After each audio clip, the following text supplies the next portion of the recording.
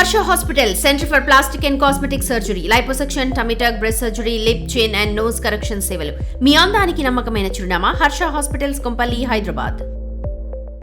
ఆంధ్రప్రదేశ్ కూటమి ప్రభుత్వంలో భాగస్వాములుగా ఉన్న జనసేన, టీడీపీ అధిష్టానాలు తీరుపై రాజకీయ వర్గాల్లో ఒక వింతైన చర్చ సాగుతుందట. అనైతిక కార్యకలాపాలకు పాల్పడుతున్న పార్టీ నేతలపై టీడీపీ క్విక్ రియాక్షన్ అంటుంటే, అవే ఆరోపణలతో పార్టీకి డ్యామేజ్ గా మారిన వారిపై జనసేన నో యాక్షన్ అంటుంది. పార్టీలో జరుగుతున్న పరిణామాలపై ఓ పార్టీ ఆగమేఘాల మీద స్పందిస్తూ ఉంటే, మరో పార్టీ నాన్చుడు ధోరణితో ముందుకు వెళ్తూ ఉండడం విమర్శల పాలవుతుంది. ప్రశ్నించడానికే ఉన్నాం అంటున్న జనసేనని తన వారిపై చర్యలు తీసుకోవడానికి ఎందుకు ఆలోచిస్తున్నారు?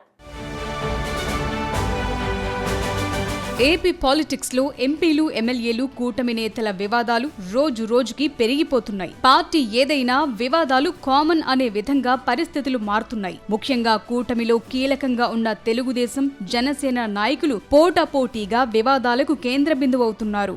తెలుగుదేశం పార్టీలో ఏడాదిన్నర ముందు ఎమ్మెల్యే ఆదిమూలం వ్యవహారంతో మొదలైన వివాదాలు తాజాగా ఏలూరు ఎంపీ పుట్టా మహేష్ యాదవ్ వరకు కొనసాగుతూనే ఉన్నాయి. ఎమ్మెల్యే ఆదిమూలం రాసలీలల వీడియోతో అడ్డంగా దొరికితే ఏలూరు ఎంపీ ఏకంగా డ్రగ్స్ సేవించి దొరికిపోవటం తీవ్ర దుమారాన్ని రేపింది.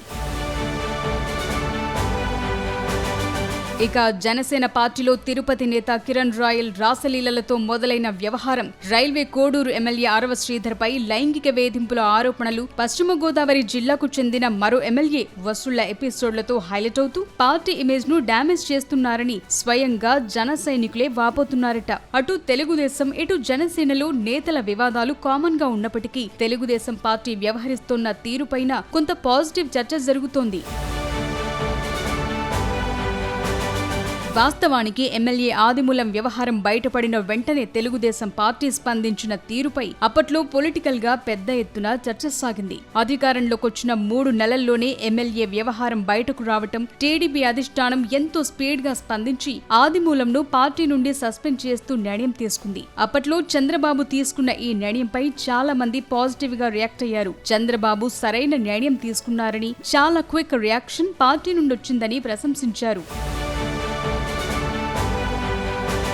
ఇక తాజాగా టీడీపీ ఏలూరు ఎంపీ పుట్టా మహేష్ యాదవ్ విషయంలో కూడా తెలుగుదేశం పార్టీ స్పీడ్ గానే రియాక్ట్ అయింది.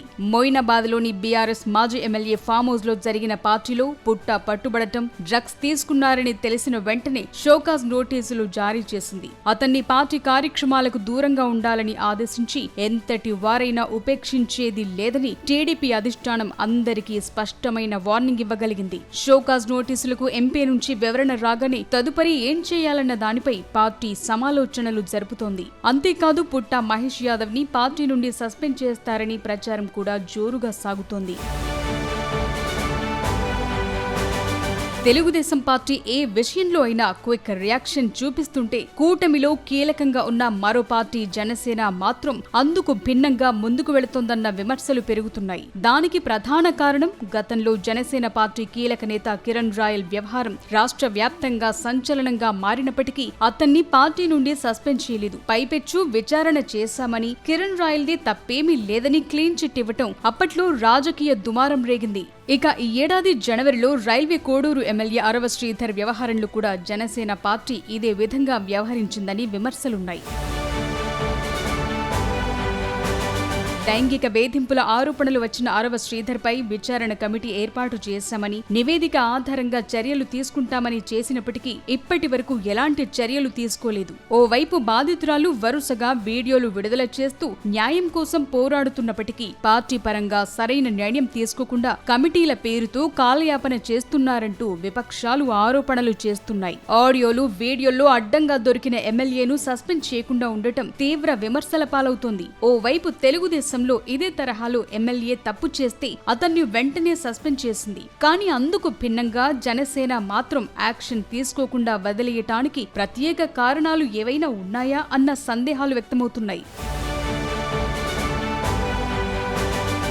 మరోవైపు తాజాగా పశ్చిమ గోదావరి జిల్లాకు చెందిన మరో జనసేన ఎమ్మెల్యే మీద అవినీతి ఆరోపణలు వచ్చాయి. టీడీపీ నేతలు సదరు ఎమ్మెల్యే ముడుపులు తీసుకుంటున్నారని, ఇప్పటికే పెద్ద మొత్తంలో వెనకేసుకున్నారని మాట్లాడుకున్న ఆడియోలు సోషల్ మీడియాలో వైరల్ అవుతున్నాయి. కానీ ఇప్పటికీ ఆ ఎమ్మెల్యే మీద జనసేన ఎలాంటి చర్యలు తీసుకోకపోవటం, అసలు విచారణకే ఆదేశించకపోవటం వైసీపీకి అస్త్రంగా మారింది. ఇలా కూటమిలో ఉన్న రెండు పార్టీలు ఒక పార్టీ వేగంగా స్పందిస్తుంటే మరో పార్టీ మాత్రం చర్యలు తీసుకోకుండా సైలెంట్ గా ఉండటం, అందులోనూ ప్రశ్నించటానికే వచ్చామని ఆవేశంగా ప్రసంగాలిచ్చే జనసేనాని ఈ వ్యవహారాలపై సరైన యాక్షన్ తీసుకోకపోవటం ఆ పార్టీ వర్గాలకే మింగుడు పడటం లేదట.